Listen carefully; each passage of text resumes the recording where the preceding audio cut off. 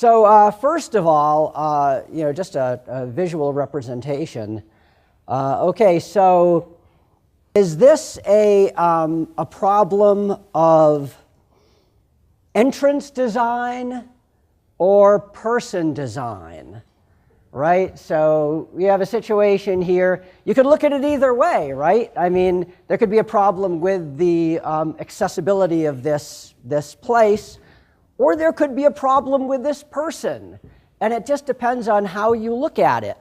In a world where almost everybody is under 5 feet tall, and it's very unusual to be taller, then this could be considered a disability. And you'd have all these buildings this person couldn't enter, and this person would be seen as the problem. In a world where people are roughly, over 6 feet and under 5 feet in equal numbers or something like that, then they'd say, oh, well, it's a problem with the entrance because there's lots of people that can't make use of this. So whether it's a problem or not, and where the problem lies, is sort of conditional and depends on, your mindset and how you think about it. So in order to get around that, maybe a better way to think about it is variability. So it's not we don't have to decide whether this person has a disability or not. We'll just say that human height is variable. People are variable. And so we want to design with that in mind rather than, whether they have disabilities or not. So one of the experts in fact, who coined the term universal design for learning is David Rose at CAST. And he's also at Harvard Graduate School of Education.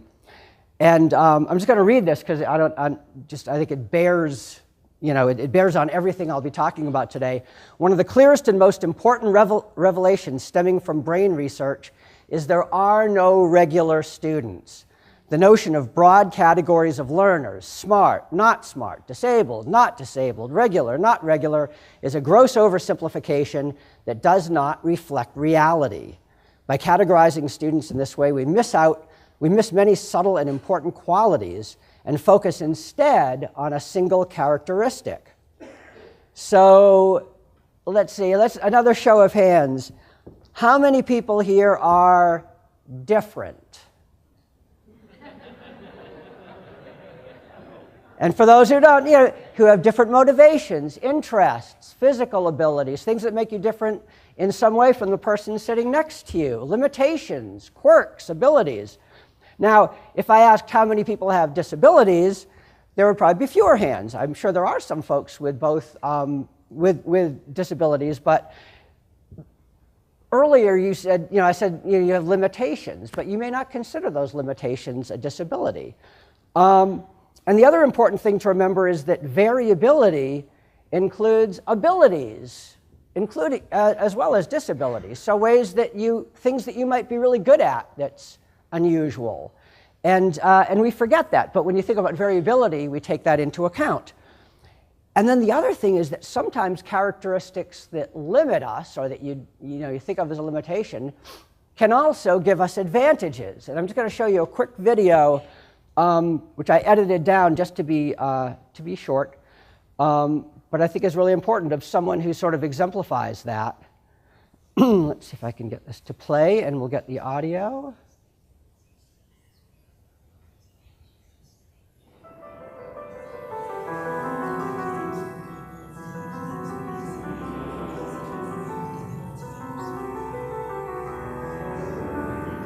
For me, the most amazing thing about mollusks is I suppose, their sheer beauty.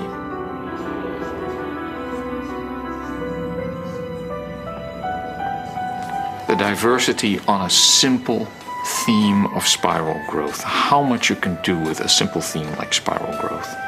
They show all these wonderful variations. It's kind of like listening to Bach all your life.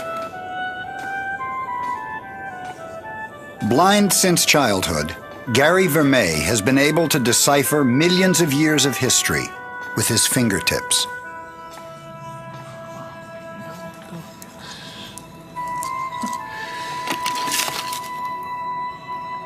His fascination with shells began at the age of 9 in a moment of wonder.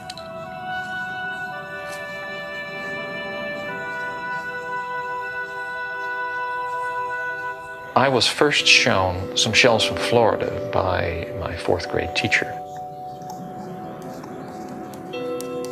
I was overwhelmed with their beauty. You know, they had such smooth interiors and such rather nicely sculptured and shaped exteriors. The contrasts were beautiful, the ribbing was even, and the whole thing just struck me as a real work of art.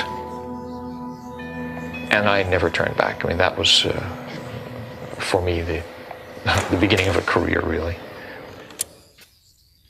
So, again, the key is to think in terms of variability rather than disability. And I think the really cool thing about Gary is this is a disability that, you know, to most that you can't see, but he actually has extra abilities. You know, the entire parietal lobe, the whole visual cortex that most of us are using to process visual information, is just waiting there to be used. And they found through brain imaging that people who are blind, you know, the sensory cortex that's right near it starts to take over the visual cortex. So they actually have extremely, you know, enhanced abilities to feel subtle differences. So, so Dr. Vermeer, I mean, and the other really key thing is 4th grade teacher introduced him to seashells at a beach. You know, how important is that at a young age? He's blind, gets taken to a beach and gets shown a seashell that inspires him for the rest of his life, and finds that he can discern things about that people with vision can't. And the really cool thing, and so, you know, you might look at this and say, oh, it's really cool. It's a blind shell expert, you know, and he's able to make a living, and isn't that great? But he's actually been revolutionary in his ability to study evolution through feeling shells. So he studied cowrie shells to begin with. I won't get into this too much, but I get excited by it, which are almost, you know, all you can tell between them is their colors. They're smooth. They don't have many other features. And he's given a tray full of them, and they say, oh, these are, you know, Conchila melanogaster or something. And he's feeling them, and he says, well, no, this one isn't. And they say, sure it is, look at it. And he says, well, I can feel, you know, it has this and this, and he's feeling differences, and he discovers a new species that no one else with their eyes was able to see. And then he starts feeling shells and feeling their imperfections. Again, most people, a sighted person doesn't even look at that. He starts feeling the breaks, the things that have been repaired, and say, there is a predator out there that eats these shells and breaks them at this point, and they repair. And then he's right, you know, there's some fish that preys on him. Then he goes into the fossil record, and he starts discovering prehistoric creatures that have never been seen by feeling the shells, how they're damaged, and said, there's a fish with a mouth like this and teeth like this, because if there weren't 400 million years ago, these shells wouldn't be broken in the way they are. And so he's opening up whole new fields of scientific study through this ability, or through this disability. So again, key is to remember variability includes abilities as well as disabilities. And if you start looking at things that way, it can really open up possibilities. The other thing I really want to get across is that design communicates expectations. And everybody in here are designers. You know, you design lessons, and the way you design it communicates to your audience what expectations you have of them. So, for example, and it's technology, but it's also, you know, your choice of language, your choice of graphics and style, and the assumed knowledge and preferences and pop culture references, the people you show in your game or whatever. All that is communicating to your audience what you expect of them, what you think of them, as well as, you know, the technical platform, media types, interfaces, and things like that. So again, you know, if you think of, well, what did that tiny door demonstrate? What did that communicate at the beginning? Well, it communicated that we weren't expecting you, tall person, It may communicate that you're not welcome here. And then if you wanted to solve that problem and say, oh, we didn't expect that. We need to make a tall person's door around the back. Let's do that. Well, now you're communicating by that choice that this person is different, maybe a little less welcome. The person is expected to go around the back. Not the same as normal people who can fit through this door. And so even by that solution, you're communicating something else that may be inadvertent and well-meaning, but that may not be optimal. So again, everything, and also, you communicate by inclusion or exclusion. So if you have a game and the players in the game, are all have light skin or all one gender, then you're communicating to people who don't look like that or a different gender that maybe this is not for them. So again, everything that you do in design communicates your expectations of them. So, why is this important? Third thing is expectations affect performance in very profound ways. And this, anybody familiar with this book, Science for All Americans? A few, okay. It's really, it's produced at the American Association for the Advancement of Science, where I work. It's a foundational document, and it's the first. I was really excited when they first did this. It was when I first started at AAAS, and they said, we've been teaching, chemistry and physics and genetics and biology and these giant textbooks and all these learning goals and stacking them up to here, and they've just been growing by accretion, and no one stopped to say, well, what does a smart person need to know? And so Dr. F. James Rutherford, who was working at AAAS at the time, stepped back and said, let's just say you're 18 years old, you just got out of high school, what do you need to know about science? And they got together. This is a really hard question.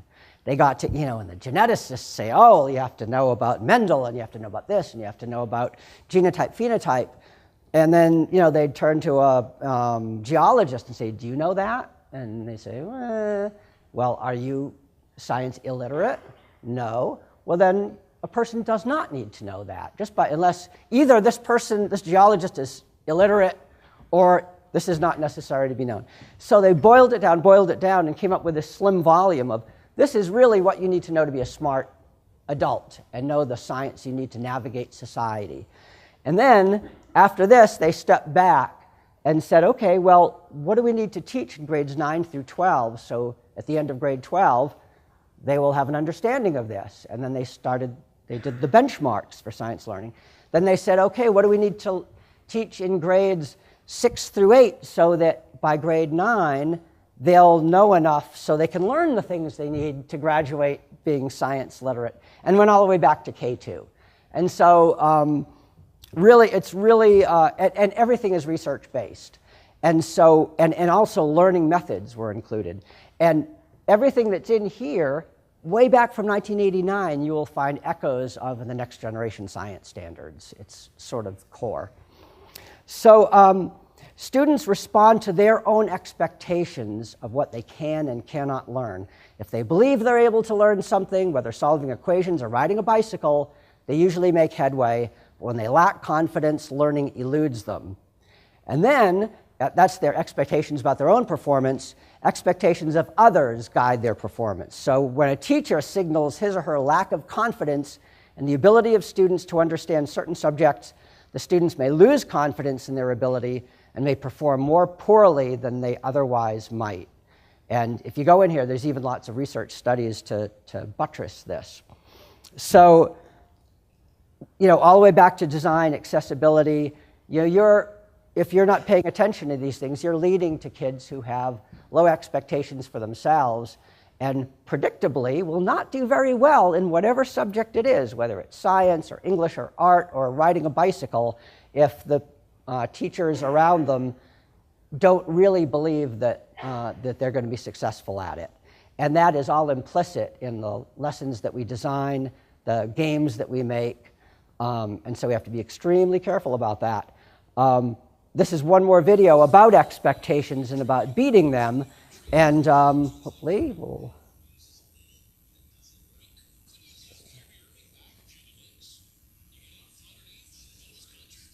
Nobody ever asks a kid with autism, what is it you'd really like to do?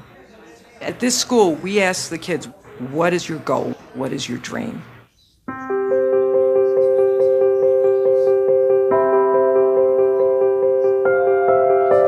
Exceptional Minds is a vocational training program for young adults on the autism spectrum who want to have careers in computer animation and visual effects. I think young people with autism are totally underestimated. When you've met one person with autism, you've met one person with autism. They all have different talents, different skills, and what surprised me is that there really are no limits. That if these guys believe that they can do something, they really can. It's estimated that 90 to 95% of young adults with autism are unemployed or underemployed. A lot of young adults still live at home. A lot of them suffer from depression and are very isolated from the rest of the world, and the opportunities for them are very limited. We all significance, dignity, and purpose with our lives. We have an opportunity to give those three words to every single student at this school who will actually be able to go out and participate in the dream. When we first met Kevin, he was working at a supermarket bagging groceries, and they said he would never amount to anything else. I work at Stargate Studios, and I'm a junior compositor. I mainly do like rotoscoping right now, and I'm still learning. I think that you find great talent in the most amazing places. The students at Exceptional Minds have had a fair amount of training to get them ready for the visual effects environment. If it wasn't for Exceptional Minds, I might still be at the supermarket, and I might be living at my parents' house. He's capable of making it on his own. Once you get inside and you see what's really happening there, you immediately want to be a part of it. It's the dream factory, you know, the movie business, and if you can connect people with their dreams, then the magic happens. So that's an excerpt from a promo for Exceptional Minds, this school. Again, you know, you could look at a kid with autism and say, oh, here's all the things they can't do. Or you could say, here's some things that these kids are really good at. And one is attention to detail. And they talk about, you know, doing game design and special effects in Hollywood. But, you know, that also translates into computer programming and lots of other things. And how many people are held hostage, you know, to the expectations of others or the low expectations they have of themselves? Yeah, I mean, people, not just kids with disabilities, people in this room, you know, maybe people may have been told, oh, you're not very good at that, or, you know, people like you don't do that, or they may not have used those words, but they've used things that implied that, and you believe it, and then you go take a different course, and you let an opportunity pass. So, again, you know, it's something that we have to be so aware of, and it's so easy to overlook, and it's so easy to make assumptions about somebody, you know, with disabilities or about anybody. I did want to back up just a second before we get, there's a specific project I want to talk about where, you know, we challenged our own assumptions and we went back and tried to redesign some activities so they'd be more accessible. But before that, I just wanted to let you know where I'm from, you know, a little bit about how I got into this. This is where I work. It's the American Association for the Advancement of Science. It's in Washington, D.C. It's the world's oldest, largest science society. It started in 1848. And we're probably best known for the journal Science. My boss, Shirley Malcolm, who's on the homepage right now, is just getting a public service award from the AERA, Lifetime Achievement. And so she's behind a lot of the stuff we do around accessibility and inclusion. That's kind of her specialty. And here's some of the stuff that I've worked on, you know, I think some of these would be of interest to this group. Active Explorer is a mobile app where you as an educator go online on the web, create a quest, and anybody who has the app can join your quest. And it has like a to-do list and a toolkit. That's the version that works on iPad, but it'll work on a phone too. They collect things. It could be data gathering. It could be very high level, like a high school type thing. Or it could be little kids, and you have to find 5 things that are alive and 5 things that aren't alive on the playground or something like that. You can collect video, audio, text, graphics, graphing points, things like that. Whatever you tell them to do, they collect on their phone, save it to their backpack, upload it, and then it goes to their website. And on their website, they can use what they collected to make a science poster or a presentation or a comic strip or an ebook that they can share with others. So earlier, we talked about, I guess it was game-based learning yesterday, the idea of you can have an adventure game, take kids out of the game to answer questions or collect the things they need to do the strategy. So you could use this as a tool to do that, where you say, okay, here's the 5 things you need to go find. Go take this phone or go take this iPad, go find them, and and put them together. And those are the things you need to solve the puzzle and come back to the game. So just having seen that yesterday, I wanted to throw that in. So that's one of the things that I worked on. Science Update's why I was hired at AAAS. It's a daily radio show. It's a minute every day. So talking for an hour, to me, this is like 60, like 60 presentations I'm doing here. It's very unusual. And so I guess this is yesterday's show. Let's see if it'll play. Big discoveries about a small protoplanet. I'm Bob Hirshon, and this is Science Update. Data captured by the New Horizons spacecraft that flew by Pluto last summer is still making its way slowly back to Earth, according to Johns Hopkins planetary scientist Hal Weaver. It's true that the spacecraft is now way past Pluto, but the data are just coming in now. This is what we went there for, and that's the most exciting part of the mission for the science team. Now the first major studies are being published, including 5 new papers in the journal Science. They include the discovery that Pluto has a hazy atmosphere and slowly flowing nitrogen ice on its surface, and that some of its moons have water ice and incredibly fast eccentric orbits. Weaver says they won't receive all the spacecraft's data until the end of October, and it will be years before they've squeezed all the science they can from it. I'm Bob Hirshon for AAAS, the Science Society. Okay, so that's just like a minute. I do them every day. They're on radio stations, both public and commercial. And you can see here it says Science Update in the Classroom. So you click that, and there's actually lessons that use the audio and talk about the research behind the science. And as I started getting into this, I started hearing more from people who are blind, including kids who are blind. I wasn't even thinking I was doing some sort of accessibility-related activity, but people were finding it. And then, especially later on, we did a children's radio show, and it got a lot of traction in blind communities, kids who are blind. So that's kind of the way I started getting into the accessibility area. ScienceNet, anybody familiar with ScienceNet links? Show of hands? Couple? Okay.